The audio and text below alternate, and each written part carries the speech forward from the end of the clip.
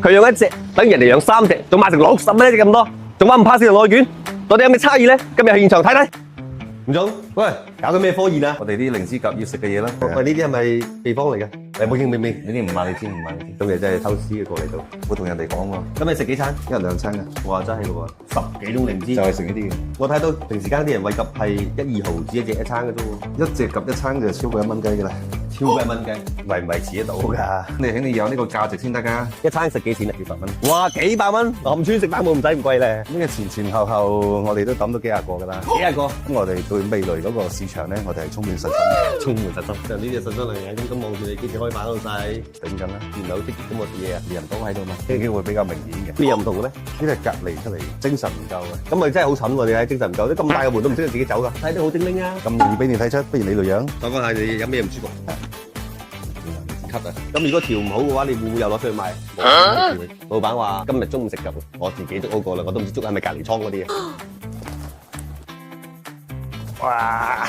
呢隻咧，我哋聽到係佢係冇咳嘅，為咗證明今餐咧係健康少少，我哋自己捉好過。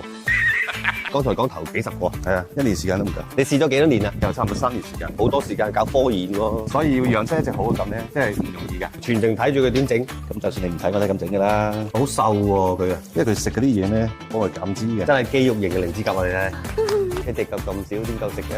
釣條魚先啊，差唔多。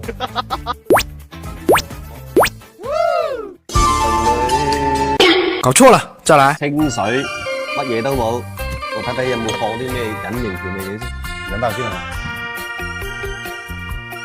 清水，今日我哋真係試試佢。嗱，而家冇放嘢，大家睇到㗎。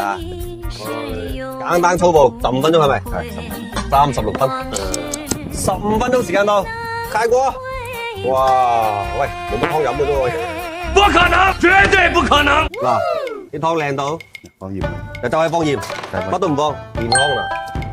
個品質好唔好啊？嗯，你先食呢個。傳統嚟講呢隻鴿咧就係最酥嗰個。哦，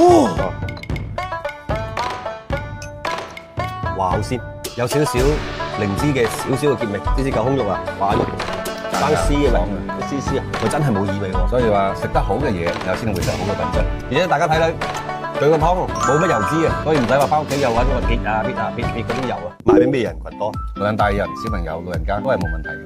你而家主要喺邊度賣？會所啊，私人老闆嗰類送禮啊、訂餐啊呢啲都會有嘅。咁送貨咪好麻煩？當天送噶嘛，就嗰個冷鏈嘅。咁廣東咁幾耐到啊？隔天到噶啦，有幾多人質疑你嘅價錢問題同埋質量問題咧？唔需要解釋嘅。唔解釋，夠屎嘅咩？而家咁呢個唔需要解釋嘅，因為嗰先你睇到啦，我哋成本擺喺呢度。嗱，嗰隻鴿咧就食過啦，我咧就肯定成為回頭客。你話而家做生意捲唔捲？你睇華哥做生意，養鴿養到佢，你買好唔買好啦？值唔值得買？1分錢1分貨，自己睇啦。